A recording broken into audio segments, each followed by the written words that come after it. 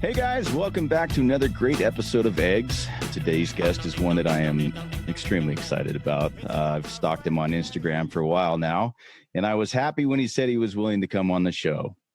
Our guest today is Ken Pooch Van Druten. Ken is best known for his work as a front-of-house engineer for artists like Whitney Houston, Jay-Z, Alice in Chains, the Beastie Boys, Smashing Pumpkins, Linkin Park, Stone Temple Pilots, and last but not least, Ryan's favorite artist of all time, Justin Bieber. So, without any further delay, please welcome our guest, Ken Pooch Van Druten. Ken, how you doing? I'm doing fantastic, guys. How are you? Living in this crazy, mad world of living inside for weeks, but yeah, it's all good. Yeah, I imagine your career got a little quiet right now. So unless you're mixing folks for live streams. Yeah, it's a little crazy. You know, my industry is so weird right now, right? Like we're going to be the last ones to go back to work probably. I think there's a lot of people that are really like, you know, scared. I mean, much like anyone else in the world, but our industry in particular will probably be the last ones to go back to work. So yeah, it's a weird time. Yeah, it makes sense. Man. I saw something yesterday, I think from 21 Pilots putting together some fundraisers for their crew. And I thought it was really interesting, you know, because it's not the thing you think of, right? When you think of your favorite artist or you think of the favorite concert or whatever, like you think of your guy, right? You think of whoever's singing or, you know, performing. And, you know, you don't think of the 100 dudes it took to build that stage in, 12 hours. And yeah, so it's pretty amazing. It is, man. It's amazing. You know, I always tell people, you know, everyone that I know, of course, my family and friends, they all go, oh, you have the most amazing job in the world. And I go, well, come visit, you know, and watch me work for 16 hours while we're putting a stage together, like what you said, you know. There's all kinds of hard work that happens behind the scenes before, you know. Yeah, I think it's one of those things. It's such a glamorous career, you know, because you're rubbing elbows with such, you know, people that are of high esteem in our society, you know, these singers and musicians and performers. And, they just don't see the rest. You know, they show up at 7:30, wait in line for an hour and come watch the show. They didn't see you get there at 6:00 yesterday and start building a stage. Yeah, totally. You know, what's weird is that people don't understand that, like, if you go and see a show in an arena, when we show up there at like 6 a.m, there is nothing there. There's no stage. There's no lighting. There's no sound. There's no, you know, none of the things that you see are there at 6 a.m. And then by 6 o'clock at night, when everyone is being led into the building, you know, it's thousands and thousands of pounds of gear that's hanging over the stage that we built in less than 12 hours. You know, I always say that we build a house and tear it down every day. You know, that's basically what we do. Yeah, no, you're not wrong. And I mean, it really is incredible. And especially, you know, some of these bigger acts. I mean, I know that you've recently been front of house for Iron Maiden. Yes. I mean, these guys, their stages, it's not like just putting up a stage for your going out to the local, you know, parade or, you know, sound hall or something. I mean, like these are serious productions, you know, with hydraulic lifts and actuators and fire and everything. It's like, you know, this isn't just building a stage. I mean, it's an act of engineering. It really is. Yeah, when we were talking about the amount of people that are involved, you know, for something like that, there are like 40, 45 people that travel with the band and their whole job is to do that. But then there's another 100 people that we hire locally. So all of it is 145 people's jobs every day to do that. And so, yeah, all of those people every single day, we're all out of work right now. And so it's a large community of people that don't have jobs right now. Yeah. So I've got to ask before Mike takes you down something more interesting while I've got your ear. So have you been on the airplane?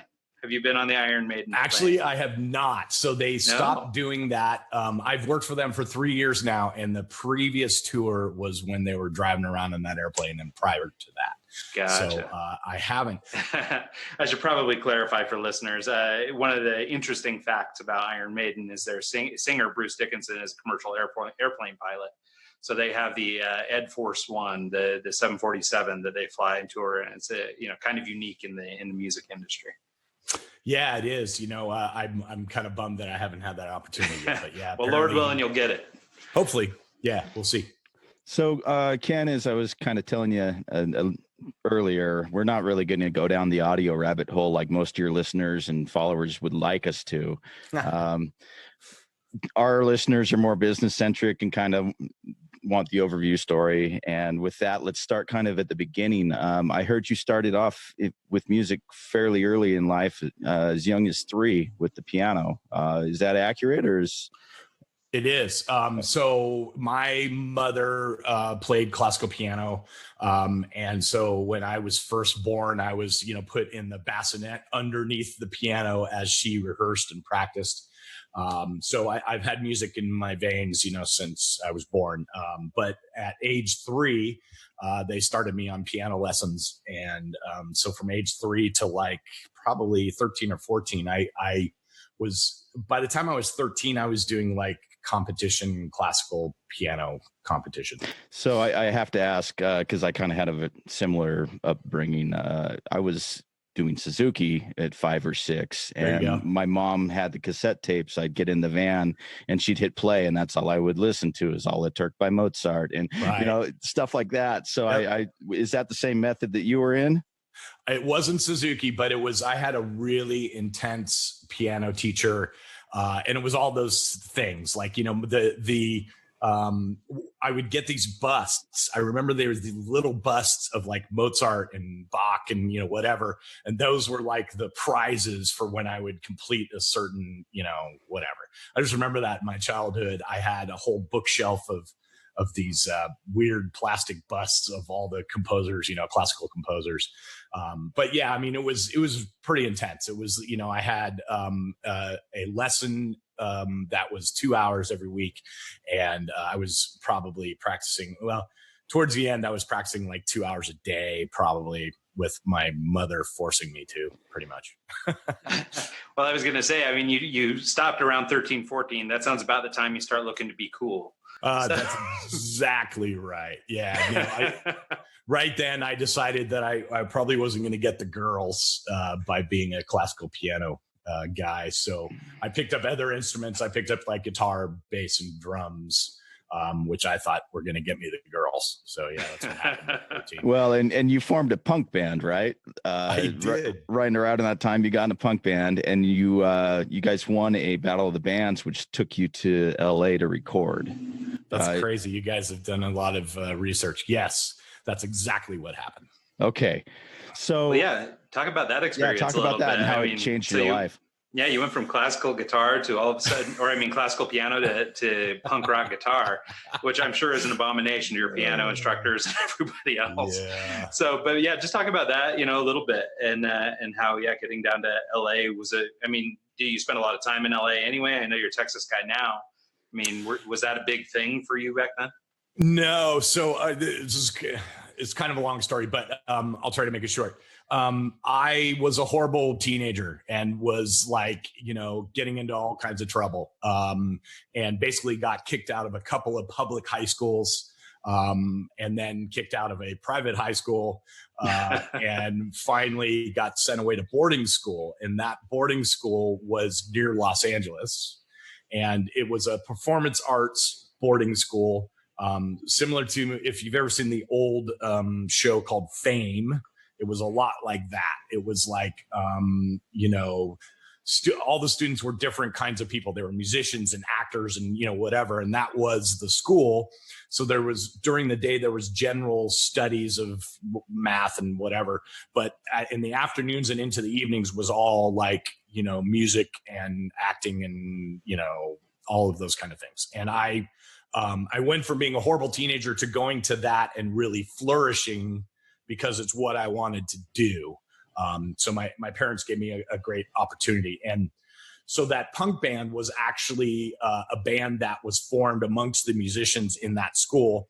And we won a Battle of the Bands that was a local kind of Battle of the Bands. And the prize for that was a weekend in the studio in Los Angeles, or in a recording studio in Los Angeles. And so I spent that weekend in Los Angeles, like not even paying attention. I was playing guitar in that band, and I was like, I don't even care. I want to know what that guy is doing, meaning the producer and the engineer. And that's really where I got my first taste of what I do now. And that was like, I knew immediately that was what I wanted to do. That's amazing that you had that opportunity. For sure. I worked with a few bands earlier on in my career, and I never really got to sit through the actual recording process, but I toured a couple studios, and my eyes were like, man, this is cool. This is the greatest thing ever. And a few years later, I was able to go to school for recording arts, and it's been an interesting roller coaster ride so far, and I'm excited for the next 20 years. Good for you, man. Yeah. You know what? It is, I know that I am blessed and lucky to be in the position that I'm in the sense of I do a job that I love. 98% of the people on this planet don't get an opportunity to do a job that they love. And so I definitely recognize that, you and I are in a position that's very blessed, Yeah. So after you went through the studio with the Battle of the Bands, you ended up in Berkeley. You went to the College of Music at Berkeley. And did you kind of start looking into the different options after you went through the studio and were trying to figure out the best route? How did you settle on Berkeley, and why? That's really an interesting story. I had no intention of going to music school, and a friend of mine at that performance arts boarding school, high school, applied to Berkeley. He had every intention of going to music school. And he said, hey man, I'm applying to Berkeley. You should look at it. And I was like, nah, I don't really, I don't know, whatever. And I applied, and he didn't get in and I got in, which is great. A weird situation. Like, I think 25 years later, we kind of found each other on Facebook, and he is like, now he's an insurance salesman or something. And so it's like, even it was weird, like 25 years later, like awkward, like, he's mad at me that I went down the path, I guess, but whatever. I mean, it is what it is. That's how it happened. I really lucked into it. But after I got accepted, I started really doing like the research on it and was like, wow, this is an amazing school. And I'm really lucky that I got in. But yeah, there was no like, hey, I'm going to Berkeley and I'm going to study, it was like, I totally fell into that. That's awesome. Yeah. Go ahead, Mike. Go right ahead, Ryan. Sorry. Oh, I was just going to say, okay. So, I mean, as we're progressing through your career, you went from bad student to great student, apparently. And then, okay, school's done, you're moving on. Like, where's music factoring in and all this? Like, so, I mean, are you still playing yourself? Have you started working with other bands while you're going through school? Like, how are we progressing into this path? It's weird because music has always been like a major part of my life. But I've had this really strange journey. My parents, although my mom was a musician and, whatever, I don't think that they had the vision that they wanted me to really go to music school. I think once I got into music school, they were happy about that. But like my father, I come from four generations of medical doctor people in my family. And my immediate family is like literally, 4 cousins, and, like my dad's brother is an MD. My dad was an MD. His father was an MD. So that you can see there was a lot of pressure on me to be a doctor, right? Sure. So I kind of had this alternative life of trying to figure out if that was something that I wanted to do. So I got my EMT license, and I was working as a ski patrolman in Northern California, kind of in the off time from school. So like I was working on weekends as a ski patrolman in Boreal Ridge in Northern California, and then kind of in the time period between that high school and when I went to Berkeley, I was like, okay, I'm going to give this a shot. I'm going to decide, like, should I be a healthcare professional or should I be a musician? And I started working as a EMT for an ambulance company in Northern California in Oakland, and got the experience of, scooping people up off the pavement for $15 an hour. Yeah. I mean, you could have always gone the route of like a Greg from Bad Religion and, be the singing PhD. Yeah, maybe there's a way to bring these together. I don't know. I've never been that smart. It was just kind of this weird journey for me. And I saw right away that even though the pressure that it was on me from my family to do that, I just discovered it was not really for me. So I had that journey going on. I also, all through my teenage years, the summers, I worked as a camp counselor at a Boy Scout camp. So did I. Did you? Right on. That's hilarious. Maybe we're brothers. I was adopted. Do you have any brothers and sisters you don't know about? If I do, I'm going to have a conversation with my dad. Yeah. Jeez, apparently there's something in the water for audio engineers. Yeah. So, I mean, listen, I have always been a perfectionist and achieving for greatness. I think up until recently, I was the youngest Eagle Scout in Northern California. I think recently some guy got his Eagle Scout when he was like 14 or something, something crazy, whatever. But I got my Eagle Scout when I was like just turned 16. It was a prerequisite for me to get my driver's license. So I got it when I was like 16 and a half, like 3 months into it. So I was on top of that because I had to drive. See, there you go. There you go. So anyway, I worked for this Boy Scout camp in Northern California in the hills near Yosemite, a place called Wolfboro. And so you know what? I mean, I just had all of these kind of different directions that I was going in, but the focus, it really came down to, you know what? I love music. I'm going to go to Berkeley College of Music. And I had that one experience of working in the studio, but I didn't have it in my head that I was going to go to Berkeley and become a music production engineering student. That wasn't my goal. I was going to Berkeley to be a musician. And I went there, and the first semester, I started looking around and going, holy crap. I went there as a bass player, by the way. And because you have to pick your instrument when you go to Berkeley, you have to say, okay, this is the instrument that I'm going to do all of my proficiency exams on.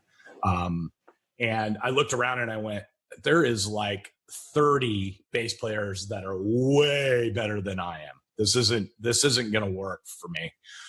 And so I started looking for alternative things. And one of those was the music production and engineering program, which is the study of what I do now. Yeah. So I wanted to just comment real quick. So, I mean, I think one thing that's really interesting about your story is, as you look at it and you sort of meander and you took the temperature of different fields and things like that. Like, I think that diversity in practice is really important for a lot of people. I think that, nowadays, especially, you hear a lot of people talking about chasing their passions and things like that. And ultimately, it sounds like that's where you landed, was you were able to chase down something that then became your passion. But it's like almost without the contrast of having seen everything else, then it leaves doubt, right? You start and think, oh God, well, maybe I could have been an MD. Maybe I could have pulled it out.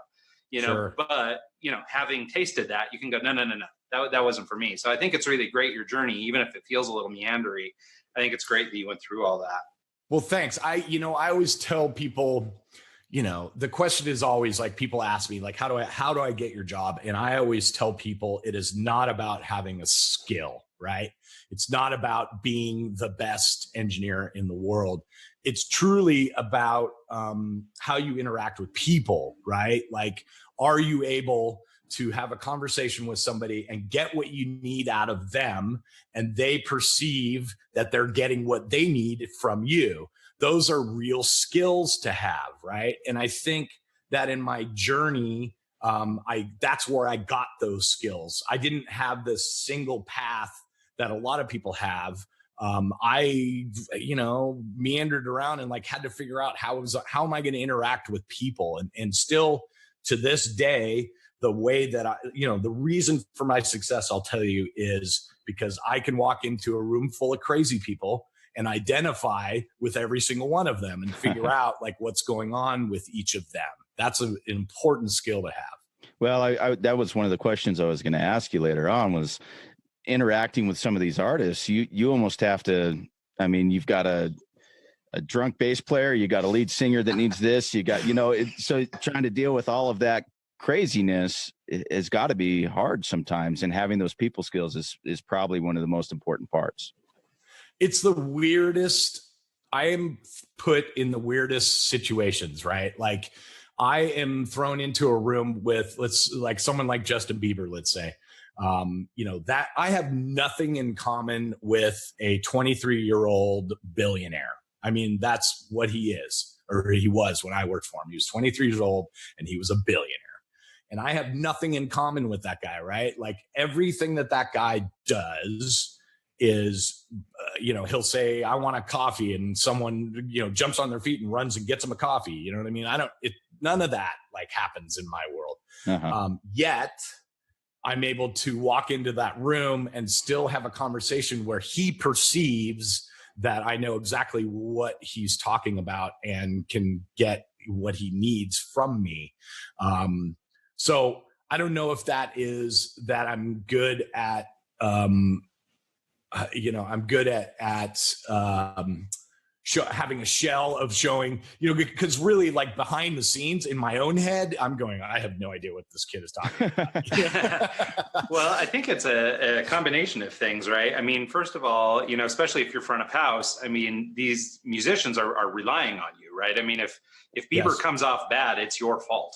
That's right. so, I think there's probably this little bit of mutual adoration. Maybe you don't have, $1 billion in the checking account, as so few of us do, Lord willing though. And, yes. but I suspect that there's got to be sort of a professional respect that goes both ways, in that, as good as he is, he's standing on a street corner singing without the front of house guy. Absolutely. 100%. I think there's a shared value there where you're both sort of, equal partners, even if he's the one being paid for it.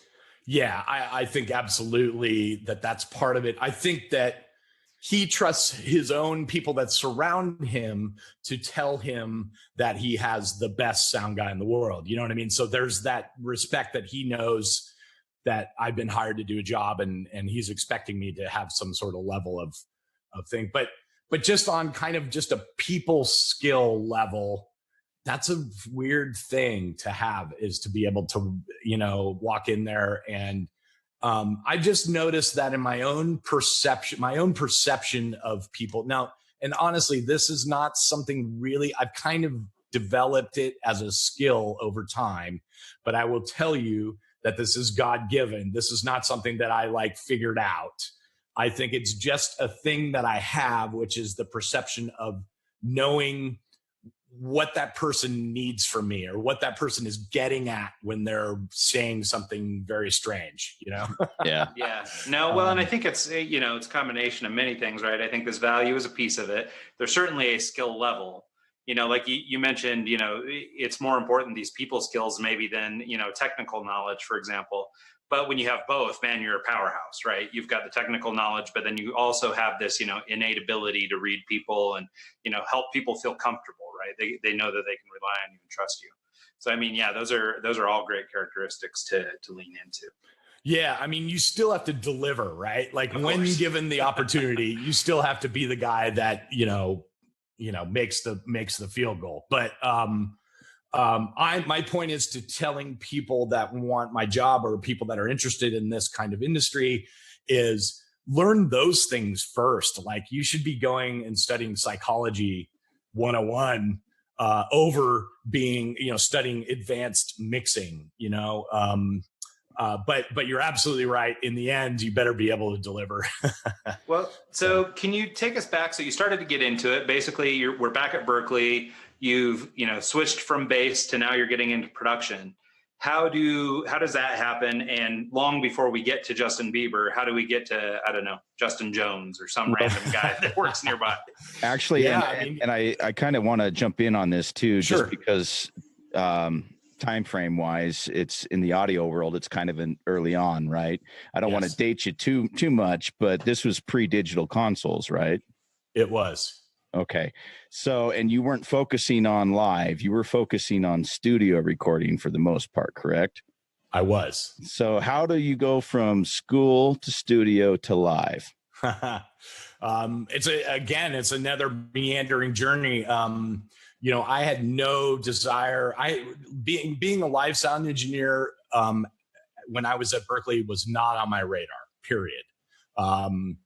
When I first moved to Berkeley, I went to a local studio there and asked them to do anything. I'll take out the garbage. I'll do whatever it takes.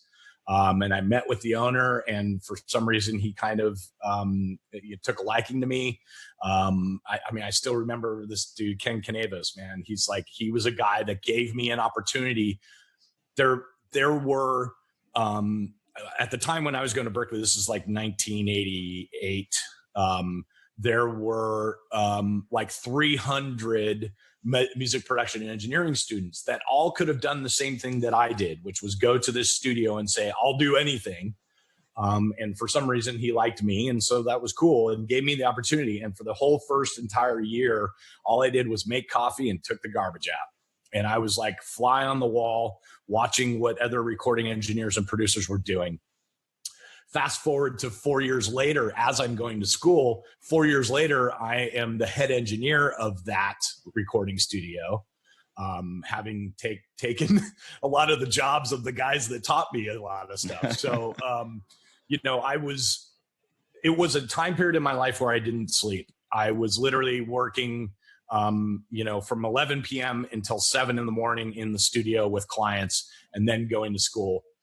And then I had a job parking cars too. That was like 3 hours in the afternoon. So, I think I've always been kind of a go-getter, and I'm just gonna, whatever. But how I got into live sound was when I graduated from Berkeley. I had some credits as a engineer and a producer from working in that studio in Boston. So I already had some credits. So moving to Los Angeles, you either move to LA, Nashville, or New York when you're a recording engineer at that time period. Those are the three places. I moved to Los Angeles, and I started in Los Angeles as a recording engineer and a producer, and as an assistant. And I got to be an assistant for some major producers of the day. One guy's name is Bruce Swedien.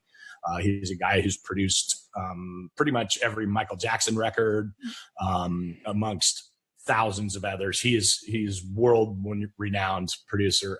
So I got to be an assistant for him a couple of times. And I started doing my own projects, and my big break as a recording engineer was a band called Toni. Mm-hmm. And if I had no loot. That's it. I thank you for that one.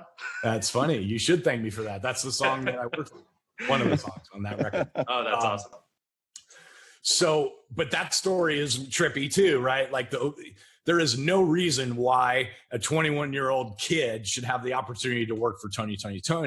And the reason that happened was Toni was kind of at the height of their career. They went to Trinidad to record that album and spent all their money and didn't have anything recorded. And so the record company said, you're coming back to Los Angeles, and you're going to work in the cheapest studio in town, and you're going to finish this record.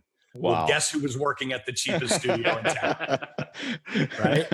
So I got that opportunity because I was working at the cheapest studio in town, Paramount Recording Studio. And I happened to be the guy that they assigned to be the engineer. And so, a lot of these opportunities I set myself up for these opportunities, but they were truly like right place at right time. I hate that I say that, but that really is what's happened to me.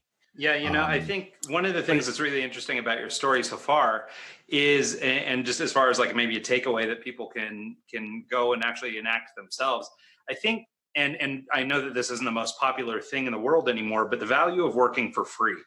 I think it's so important to spend this time going and learning, and it's funny, like when I was, 17, 18, I was working for a number of different musical groups on their, street teams and helping build, street level marketing for bands that had no budgets, basically.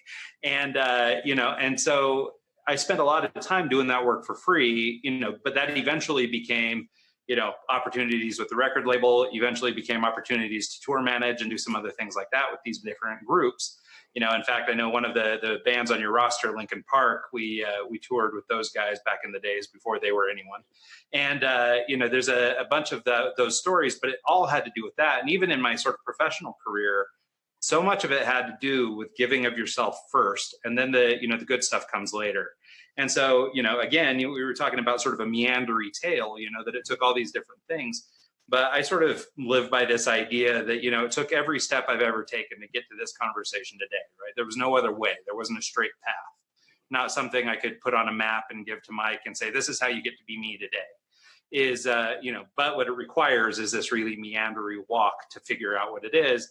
And only then do you understand that all the stuff you did before was laying the groundwork for this. Absolutely, 100%. And it is, like we spoke of before, it's like you better be able to deliver when someone gives you that opportunity, right? So, if I had no loot jam as a finger popper, so you did good on that one. I had nothing to do with the writing of the songs. The songs are amazing, but I did record all that. That's funny. But so anyway, I had this bustling kind of recording engineer career going on, and it was a time period when there wasn't home studios. People didn't have Pro Tools on their laptops. It was pretty much like the only place that you would make records is in studios. And so I had this career that was going on. I worked on a bunch of things that got nominated for Grammys, and I was starting to build a reputation for myself, and I ended up working for a hair band called Warrant. Nice. And they were doing demos for their next record. And it's coming off of they had this hit record called Cherry Pie. And so I was doing the demos for whatever the next record was going to turn into be. And the guy, the lead singer, he's not alive anymore, but the lead singer turned to me and said, "Hey, we just fired our live sound guy. Why don't you come mix our show tomorrow?" And I had literally never, ever mixed a live show in my life. I had played live shows as a musician, but never paid attention to what the live sound guy was doing. Wasn't even on my radar, So if you're coming off Cherry Pie, that's Warrant at their peak. That's not like Warrant Garage. So really quick, the end part of that story is that the next day I literally found myself mixing them in an arena at the LA Forum, opening for this other heavy metal band called Rat. And all of a sudden I was like a guy that had never mixed live sound, and now I'm sitting at a console at the LA Forum with 12,000 people. And and I want to jump in a little bit, because there's a huge difference between a studio session and a live session, because not only do you have front of house, you have monitor mix, and this is in the days of analog too. So it's not like you can just jump in and tame the beast. It's like there's a lot of different moving parts in the live show that don't exist in a studio environment. How did that go over? In an arena forum, I don't even do live stuff because I'm a studio guy and I've never had the experience of doing live. And I am intimidated to try and go and mix a band just because of the live aspect of it. And going from studio to live has got to be night and day. How was that? It was, and you got to realize the technology of the time for live sound was not good either. We were literally high-fiving each other when you could hear the vocal all night. That was what it was like. It was absolutely completely foreign to me. But I tell you, in my own brain, I'm sure, I'm like, oh, that show went really well. It probably didn't go very well. But what I did fall in love with immediately was the instant gratification of 12,000 people screaming for something that you're doing, or a part of. Anytime the guy plays a guitar solo and I'm turning the guitar solo up, and 10,000 people scream for that. They're screaming for the guitar. They're screaming for the guitarist, really. But I'm a part of that. You know what I mean? And so even now, later on in my career, I still the hair stand up on my arms when that kind of stuff happens. Yeah. And that made me I didn't even look at studio after that. I was like, yeah, whatever. This is where it's at, man. So Ryan and I have a history of promoting shows. We did a bunch down in Phoenix, and I did a big show here in Idaho for 4,000 plus people. But it was what I'm getting at is when we promoted the shows down in Phoenix, I was the lighting guy. and I sat behind the board and I created the mood, and I created oh, we got a drum fill, let's strobe and let's do this. And people don't realize that the lighting guy, the sound guy, the people that are involved in the show are performing just as much as the people on stage are, but the accolades aren't necessarily drawn our way because we're kind of behind the scenes. Do you still get like pre-show jitters? And do you still kind of, I mean, like you're performing almost as much, if not more, than what the lead singer and the guitar player are doing. Do you still kind of get nervous coming into a big arena and okay, let's do this? Of course. It's still very, absolutely. Right before a show starts, there's all kinds of things that could go wrong. And so, the few minutes leading up to when a show begins and all of a sudden things start feeling like everything's working, those are very tense moments even to this day. So coming into a big arena show, you've got you're flying arrays, you've got all sorts of crazy different environments coming into each arena. What do you use for a reference mix when you come in? Are you using like a studio recording and checking the speakers with that, or are you doing a rough mix and kind of adjusting as the night goes on, because each environment's different? It is. So prior to about, I don't know, maybe 10 years ago, we would use a recording that we were very familiar with, or several recordings that we were very familiar with.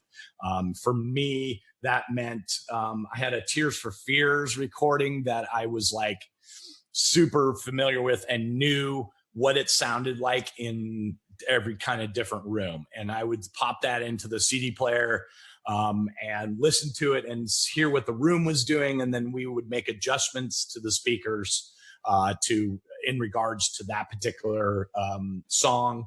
Usually it would be a bunch of different songs. And the reason is each recording had its own purpose. One recording was so that we could listen to the low end part of the PA. Another recording was for the mid range. Another was for the high end.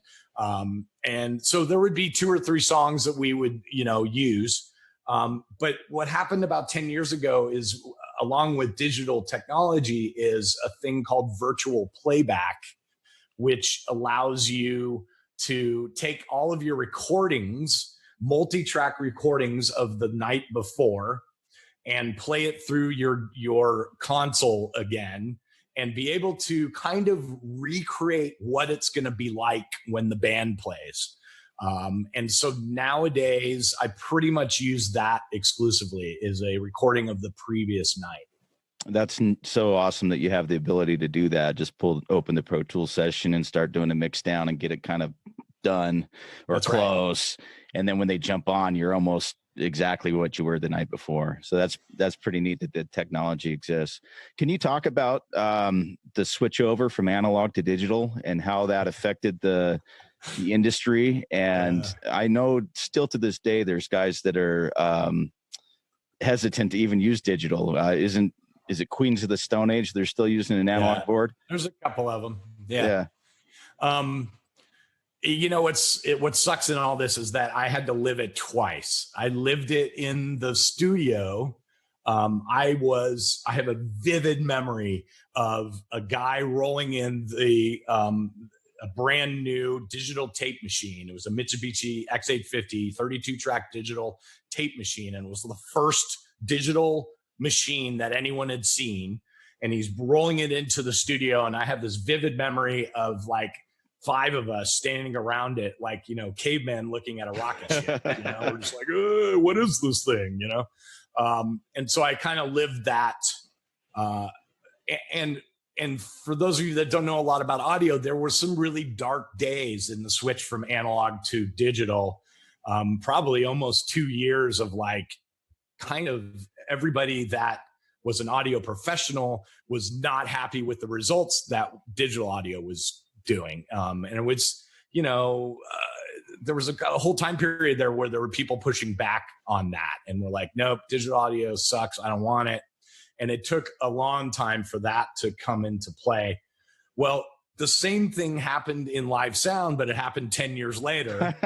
So I was the guy that got to live it in live sound land. I say this all the time. It's like, it's been even as close as maybe 5 years ago where I really felt like digital audio is fine and we should be ignoring analog. The stuff, the benefits that you get from the digital audio realm are outweigh what you can do in analog world. And it sounds good enough now that we're cool with it. But that only happened like 5 years ago.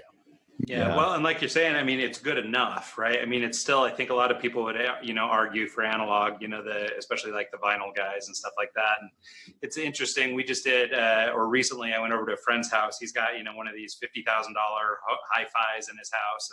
And he had never played vinyl through it. He'd always done, some high quality thing through, one of these digital distribution services or whatever. And yeah, we plugged in just my crappy old, record player that's 30 years old, just, with an old worn out needle. And we're playing just, some old stuff, some Al Green, some things like that through it. And then playing the digital equivalent. And it's remarkable how much difference there is. And, if you weren't playing them side by side, you probably wouldn't know. You'd be fine with digital, right? But but after that, he ran right out and started getting into vinyl recordings because he was just like, I can't even believe how much warmer it is and how different it is. So it's true. I wonder, though, if we can go back just a little bit and talk about sort of, I mean, you've played the Forum now. I mean, what a baptism by fire that is, by the way. I mean, versus, starting at some seedy club in LA, you go right to the Forum. But what's it like for a young professional trying to find work in that field? Like once you've done that show, I imagine maybe word gets around or maybe, you start to become known. I think it's kind of a small community. So I imagine that word starts to spread. But I mean, is that how you moved through this or how did you actually make this into a sustainable career? Yeah, that's really interesting question. I certainly didn't get more work just based upon that one show. This was an uphill battle over many years. It's kind of weird that I just threw away a pretty thriving studio career. But I was young and I saw the opportunity. Hey, man, you get to tour the world. And I think back then more so now than now, it was, sex, drugs, and rock and roll. So it had a lot of, draw. I was like, I don't care that I'm not making any money, But no, I mean, this was not an overnight thing. I worked with that band Warrant for like 6 years and pretty much like followed them all the way to. I have a vivid memory of myself and two other guys driving a van across the country with the band in the van and a U-Haul on the back. And literally, like, as I'm driving in the middle of the night in Texas, I'm going, what the fuck am I doing? Like, what am I doing? Excuse my mouth. What am I doing here? So there were, ebb and flow to all of that. Right. But in general, to answer your question, this is a completely word of mouth business, and your reputation is the reason that your phone rings. There are a small amount of people that are getting the opportunity at the biggest gigs. So it's a matter of I truly believe this, that if you do good work, people will talk about you. So if you are, I always tell people, like, the number one thing is don't be a dick. Right? I mean, if you are a guy that gets along with people and are known to get a good result as a sound person, then I truly believe that the job will find you. But if any of that is wrong, there are amazing I can name you 2 engineers, and I'm not gonna, but 2 engineers who are top engineers, even I would say maybe better engineers than I am, that cannot get work right now because they're hard to work with. Yeah. Mm-hmm. I think that's a really important distinction because it really is true. I mean, I think And I imagine as sort of our whole world has evolved, but so has, the music industry specifically, there's probably a little less room for these prima donna, hard to work with folks than there once was. That's true. And so I think, as we go, and I mean, I think it's true just of being human, right? I mean, don't be a dick. The cooler you can be or the easier you are to work with, I mean, obviously that attracts people. But I think that's a great observation that, even though these guys may be masters of the skill, That's right. they understand the physical bit of how to do this. They don't have that soft skill. They don't understand how to play nice. And as a result, they're not working. That's true. And I'm sure that happens in all businesses, but in particularly in a business that is word of mouth, that guy's not going to work. Yeah. So I actually want to kind of change focuses a little bit here. I actually want to talk about the day-to-day life of someone that's on the road in your industry. Sure. How many days a year are you on the road? What's a normal work week look like? And what's day of look like? Generally, I am touring away from home for 10 months out of the year. And it's not 10 months solid. It'll be, like whatever, 8 weeks or 10 weeks solid, and then home for less than a week, and then another 10 weeks. And it goes like that. Iron Maiden is a little bit different in that they work, 4 to 5 months a year, and they work those 4 months straight. So that in that situation, I'm actually gone from home for 4 months straight and then come back. So there are time periods where, you're gone from your family for extended periods of time. And I think that's what makes this job a little bit hard for some people is, it's hard to have a family when you're not there. So you have to have a spouse. In my case, my spouse is super strong, kind of has her own life going on when I'm not there, and then allows me to incorporate into her life, when I get back. So it's worked out for us, but so those are the length of times that I'm gone. The average day for me kind of starts around 7 a.m. usually. 7 a.m. is when the trucks are all backed into a loading dock area and start dumping all of the gear. The technology nowadays requires sound guys to actually go into a room and take measurements of that room empty, and then input those things into a piece of software that gives you a model of what that room looks like because of your measurements. And then you spend a bunch of time in that piece of software making decisions about how many speakers there's going to be and what they're going to be pointed at, and that kind of stuff. And so there's a bunch of computer manipulation that happens probably for a couple of hours from 7 until 9. And then the speakers come off the truck. We hang all the speakers. Everybody's kind of working together all day long. The doors open for people generally around 6 o'clock. Prior to that, depending on the band, I'll have a sound check, at 4 o'clock in the afternoon. And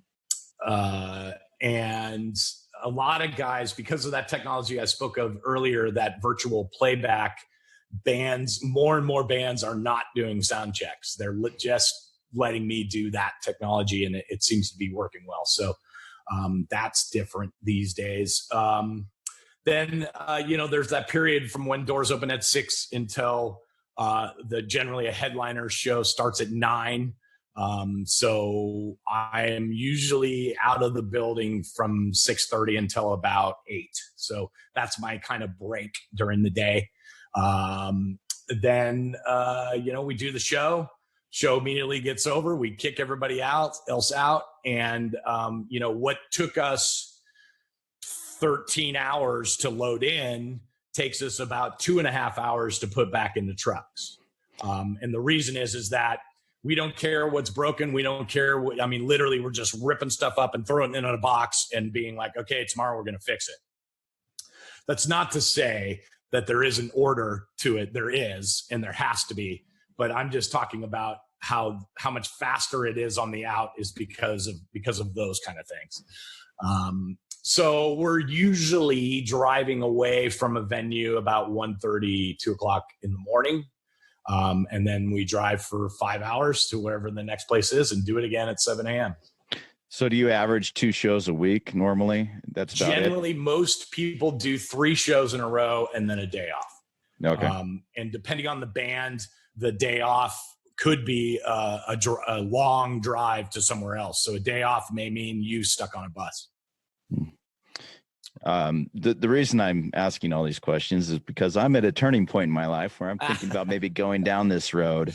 Are you? And well, I mean, it only makes sense at this point. And cool.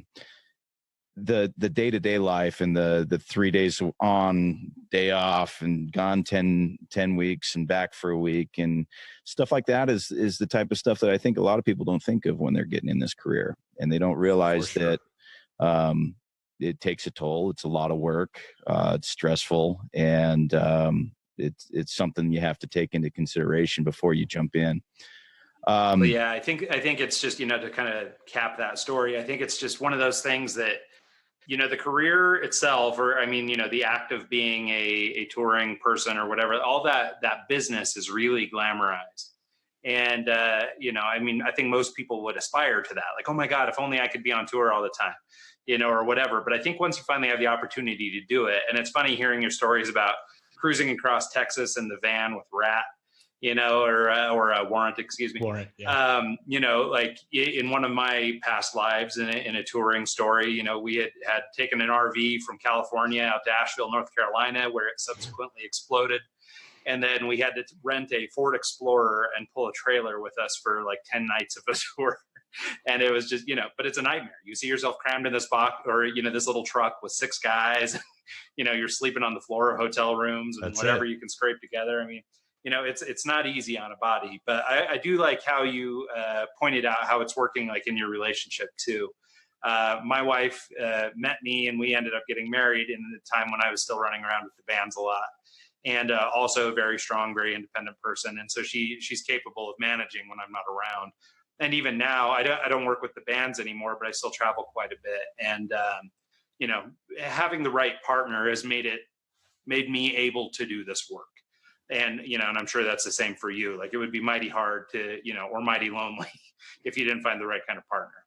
That's absolutely true. Yeah. I know there are people in my industry that make relationships and even families. I don't have any kids. And we made a conscious decision because of that, because I'm gone all the time. We both kind of decided that it just doesn't make sense for us to have kids. I have tons of nephews and nieces. And so whatever, I have this huge extended family. But there are roadies. There are other guys that I work with that have many kids, 5, 6 kids. And I always wonder, like, how does that get managed?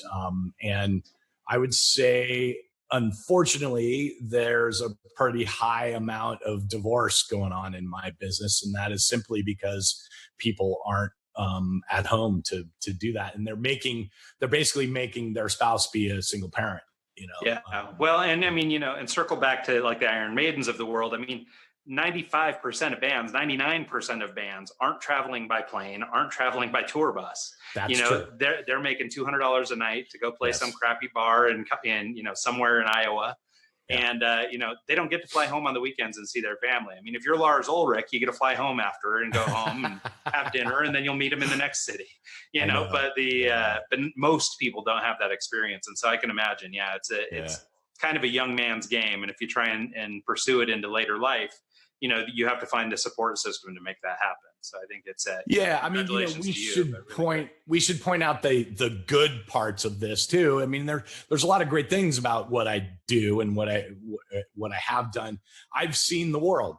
I've been to every single country except for a few countries in the Middle East and Northern Africa. I'm trying to think where else maybe I haven't been. I haven't been to the South Pole yet.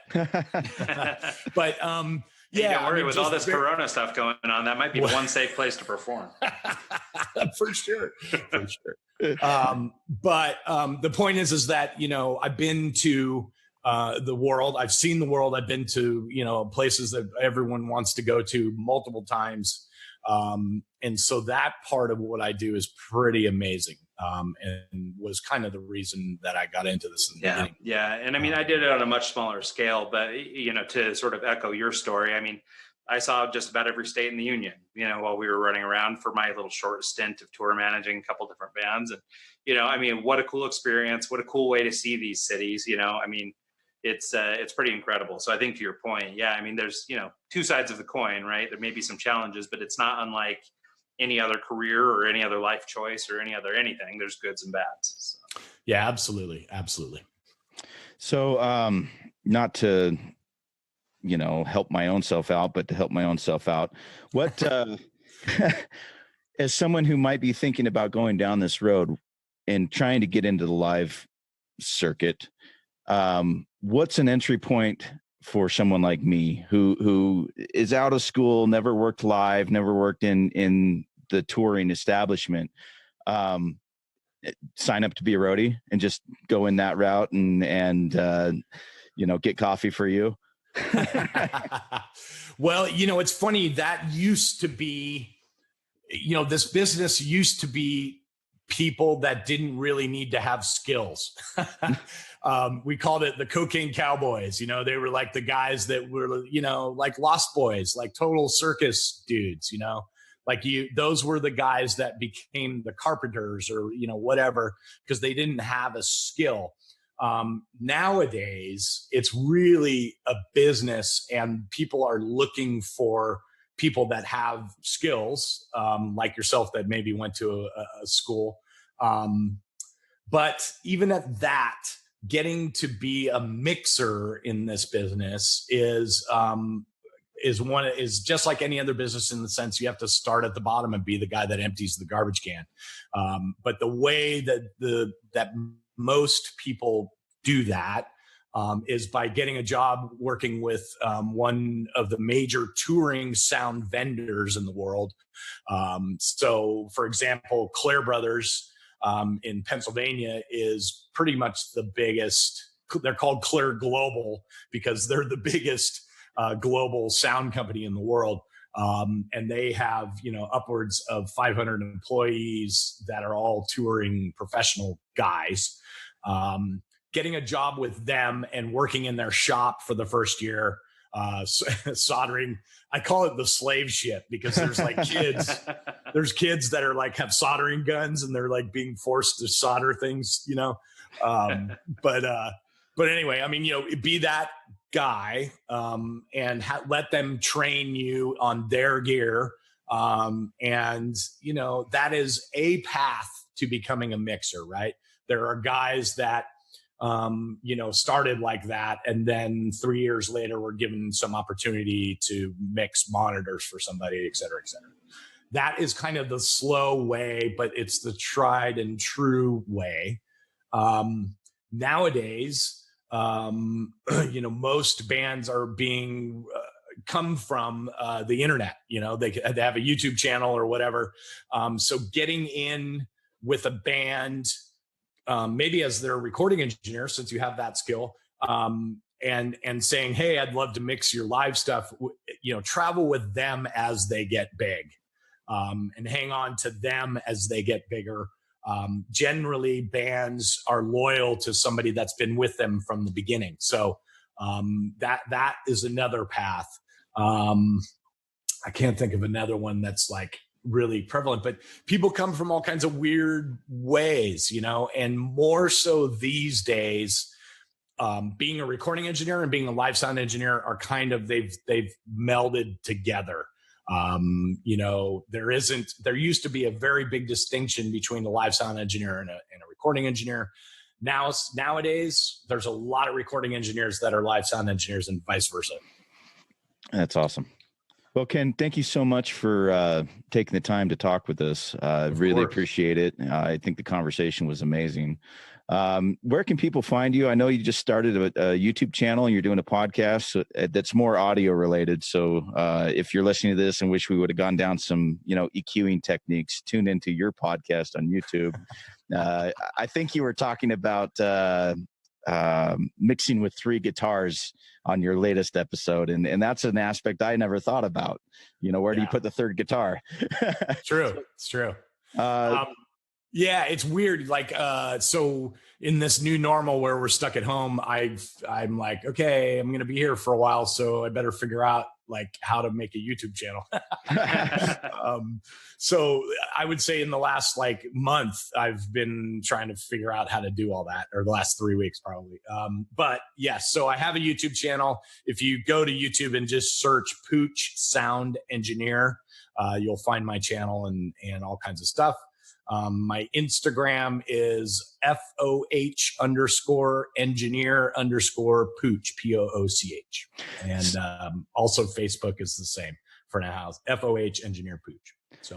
So I know you get this all the time, and you probably hate it, but you got your nickname from Motley Crue, right?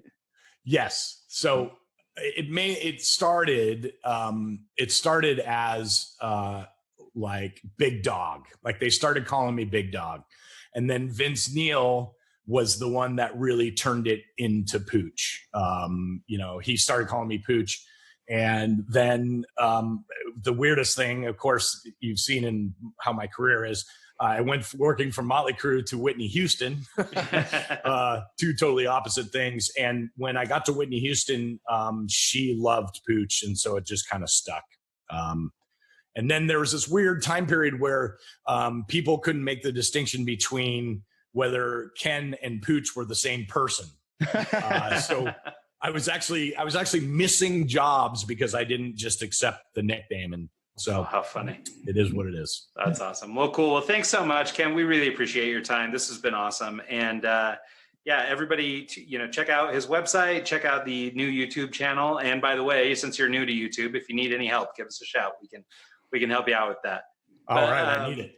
So everybody check that out. Thanks so much for listening this week and every week, and we'll see you all next time.